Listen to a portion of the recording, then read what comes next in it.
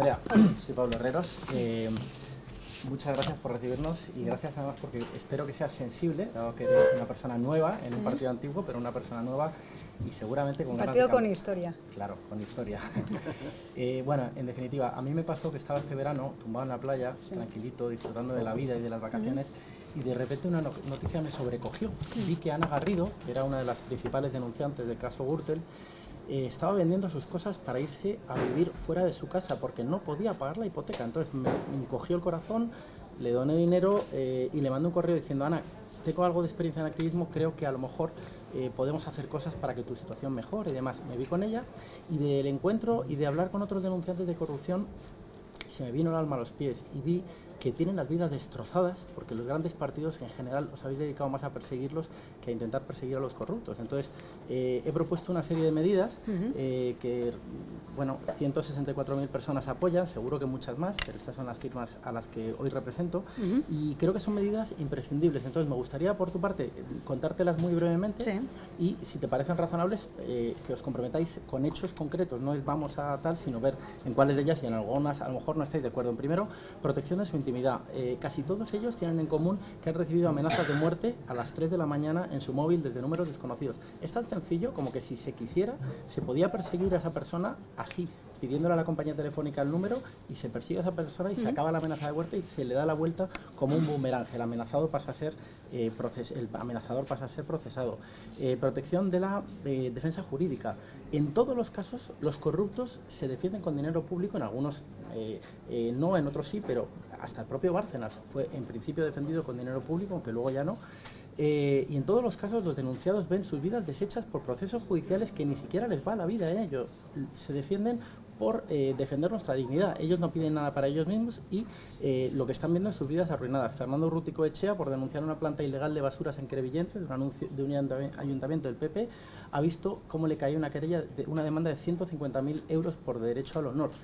Se ha gastado ya 12.000 euros en pagar a un abogado y no ha ido ni siquiera a juicio. Es todo dantesco. Necesitamos que los proteja justicia efectiva y que no sea, por supuesto, en fin, que sea un abogado pagado por los españoles.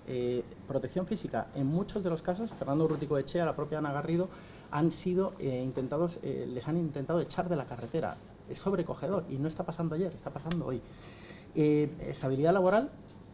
Todos ellos tienen en común que han sido despedidos, misteriosamente han perdido sus trabajos. En el caso de Ana Garrido, vuelvo otra vez a repetir, Ana Garrido ha sufrido acoso laboral, está dictado por sentencia del Tribunal de Primera Instancia y lo ha confirmado la Audiencia Provincial.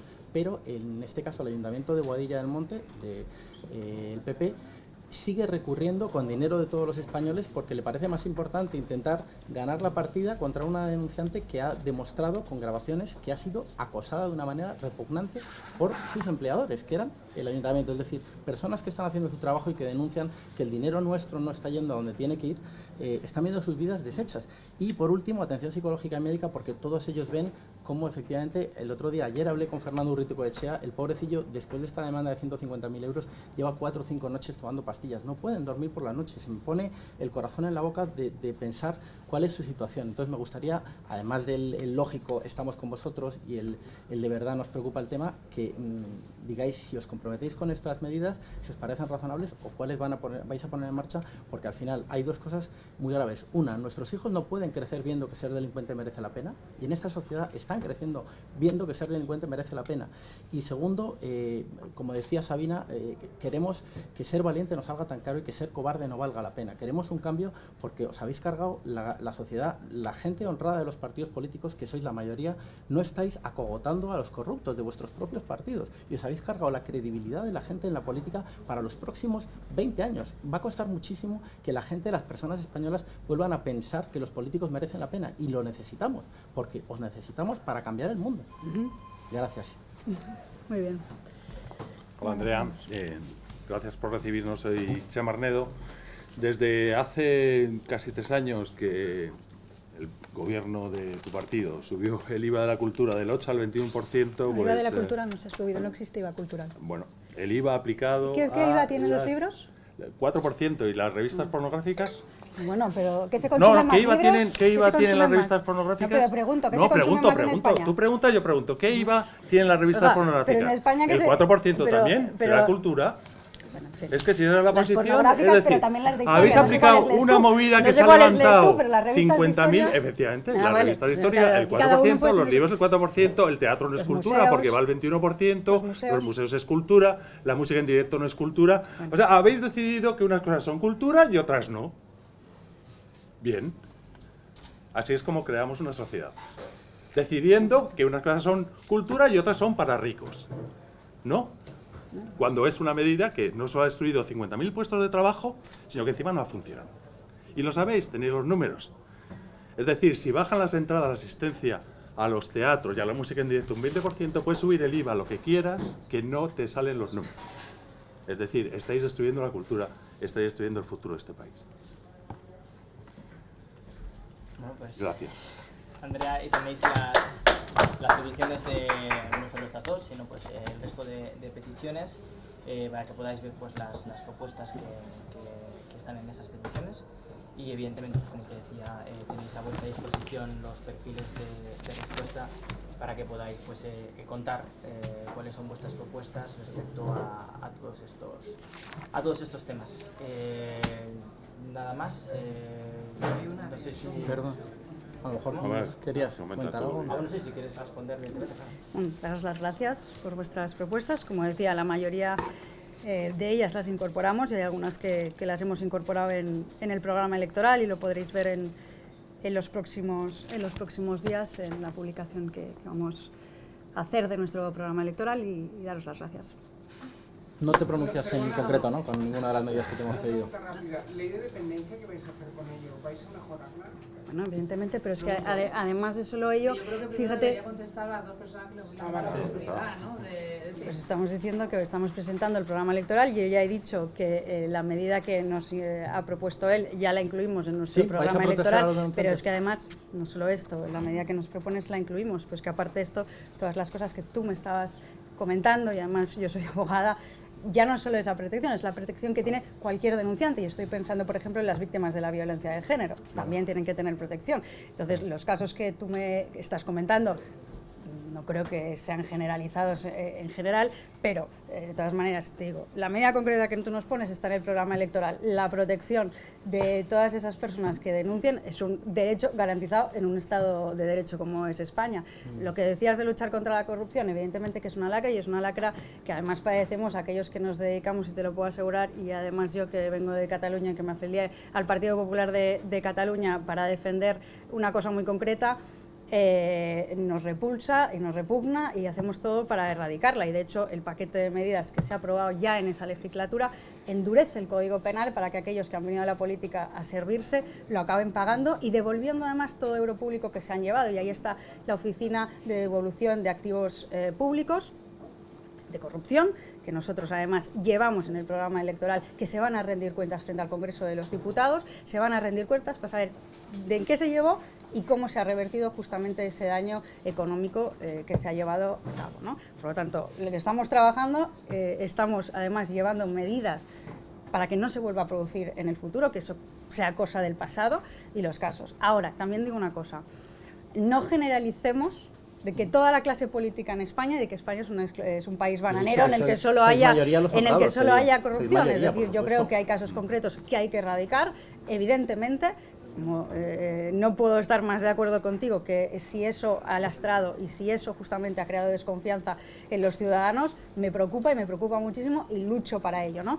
Pero sobre todo pongamos en valor los millones de concejales, los muchísimos cargos públicos que hay en nuestro país que no son corruptos, ¿no? Y que empezando por los interventores judiciales que están siendo acosados de verdad. O sea, yo creo que es verdad que la mayor parte de los políticos sois honrados, pero estáis siendo cómplices silenciosos de los corruptos de vuestro partido. En esta legislatura, bueno, esto no es del todo cierto, pero en esa legislatura, por ejemplo, se ha modificado, que no se había modificado hasta la fecha, la ley de financiación de partidos políticos.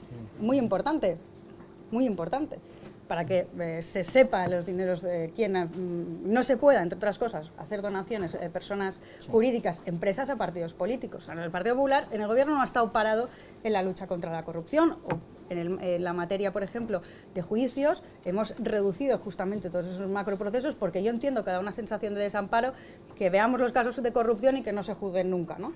Estoy de acuerdo, pues hemos trabajado justamente para reducir esos plazos, ¿no? Pero esas cuestiones que tú me planteabas, y justamente, ¿no?, de que eran acosados, de que, bueno, eso está amparado en nuestro sistema judicial y hay una protección justamente para que no se den. Pero me preocupan los casos de corrupción y en todos los otros casos. O sea, me preocupan los casos de violencia de género, me preocupan casos... Pero aquí el actor suele ser una organización política, entonces es el acosador, no la organización como tal, bueno, sino pero un miembro tú has de ella, dicho, ¿no? llegaba a decir que nosotros protegíamos a los corruptos y que les dábamos, Eso o que, es- y eso es que lo que me acosábamos a parece- los denunciantes, me lo hace cual me mucha parece ilusión, también que es me muy hace- grave decir eso, me hace porque mu- yo está dudo mucho que el pasando. Partido Popular haya acosado a los denunciantes. Está pasando, mira, es que hay tantos casos, no nos da tiempo a comentarlo, pero está pasando. El caso de Ana Garrido es palmario, o sea, ve su vida deshecha y la siguen persiguiendo. Le ha desaparecido cosas de su casa, como a todos los denunciantes de corrupción, les han entrado a robar misteriosamente en su casa. Es un mundo mafioso. No puedo decir que haya detrás un partido político, digo que es muy extraño, es decir, que no ha sido el frutero. Es muy extraño, pero me hace ilusión que digas que vais a llevarlo en el programa. Lo que me duele es que estáis gobernando. No tenéis que esperar un programa electoral. Bueno, pero te tenéis estoy diciendo todo por hacer hoy. que desde que se empezó a gobernar se llevó a cabo muchísimas medidas de incompatibilidad, medidas que tienen que ver De para estas atajar ni esa. una. Todos los denunciantes, por favor, me encantaría que lo recibierais. O sea, todos se ven con lagrimones al final del día, porque no pueden llegar a su casa tranquilos, porque tienen que mirar qué les va a pasar ese día. De verdad, es una vida que no se merecen. Deberían tener calles a su nombre y deberíamos hacerles un monumento en cada ciudad y darles un aplauso. Es que es denigrante, o sea, es increíble que los corruptos sean tan famosos y los denunciantes no Evidentemente- sepamos ni sus nombres, Maite Carol, Iciar González, etcétera, ¿no? En fin. Evidentemente, me parece importante y, como tú decías, son personas que han hecho una contribución muy importante, porque denunciarlo y sacar a esas personas de la vida pública es fundamental. O sea, no puedo estar más de acuerdo contigo, ¿no? O sea, que me parece que justamente por denunciar un caso de corrupción pues se vean en esa situación, pues en fin, no es de recibo, ¿no? Porque lo que hacen justamente es una contribución a la sociedad, ¿no? Insisto, el paquete de medidas que se haya a cabo yo creo que va a ser muy efectivo, que la corrupción nos duele a todos y que esperamos que sea cosa del pasado, y de lo que tú me comentas, digo que lo llevamos, lo hemos incluido porque era una de las cuestiones que creo que son esenciales. Muchísimas gracias por tu posibilidad. El IVA cultural, es decir, si ya la premisa es que existe un IVA cultural, yo insisto, lo podemos seguir repitiendo cuantas veces sea y así, para ver, yo te he demostrado que el 80% de los bienes culturales que se consumen no tienen el 21%. Si tú crees que todo lo hemos de ceñir a la revista, oye, hay revistas culturales, revistas sobre arte, Sí, revistas hombre, sobre desde historia. luego, Tú has dado efectivamente. el caso concreto de una anécdota porque te puede venir bien para lo que estás diciendo ahora en este momento. De todas maneras, también te digo una cosa, hay muchas maneras de promocionar el cine. Porque en nuestro país, que yo sepa, se vienen a hacer muchas producciones cinematográficas, y eso es porque se da incentivos fiscales para que vengan justamente esas productoras, para que vengan esos directores a rodar a nuestro país. Hay muchas maneras de Y está promocionar generando la cultura. corrupción de la misma forma que con todo lo demás. Bueno, la yo creo subvención que- lo único que hace es fomentar Yo la creo que es un corrupción. caso, No sé. muy específico. De todas maneras, cuando todos sabes son lo que casos pasa, que cuando puntuales. hay que tomar decisiones, ¿no? Y hay que ver uno en qué recorta, ¿no? Si en qué le quita. Pues hombre, yo creo que era importante, ¿no?, al menos asegurar que no se les redujera las pensiones, a lo mejor a las personas mayores, que se pudiera garantizar algunos servicios en la sanidad pública y que, pues hombre, las entradas al cine subieran, ¿no?, o tuvieran un IVA a lo mejor un poco más alto. Pero, insisto, el 80% de la producción cultural en España no tiene un IVA del 21%. Uno puede ir a los museos, uno puede comprar libros y ese IVA no es del 21%. Menos ebooks, perdona, menos ebooks. Perdona que te pregunte. Eso Porque es eso una no es cosa, un libro. pero eso no es ¿sabes un lo libro. que Eso pasa? es No, otra cosa. pero No es un libro. ojo, ¿eso de quién depende? ¿Ah? Es que eso depende de la Unión Europea, ¿eh? Eso es una normativa, es una directiva de la Unión Europea, eso no lo pone España. Pero es que con el tema del IVA, además, sabéis que es un impuesto regulado por la Unión Europea, y España luchó justamente muchísimo La Unión para que Europea, existiera, la media de la Unión Europea para del que IVA existiera un IVA aplicado a los medios reducido. culturales Tú es del sabes 7,5%. que en los otros países no existe el ¿y IVA aquí es el 21? reducido, y España justamente no, que existe en incluyó muchos países y se está aplicando. y tú el lo súper sabes. En reducido Portugal, del 4%, no. El súper reducido, El súper reducido no. Bueno, pero- Y España mantuvo en la negociación justamente el IVA súper reducido, en la que incluyó algunos productos básicos de la cesta de la compra, como por ejemplo también los libros. Es decir, a mí me parecen muy bien todas las reivindicaciones, pero decir que en España hay un IVA cultural generalizado no es cierto. tenemos que irnos. Fíjate, adoptó una medida y anunció una medida que va a ser muy importante, es la mayor ayuda a la dependencia que se va a dar.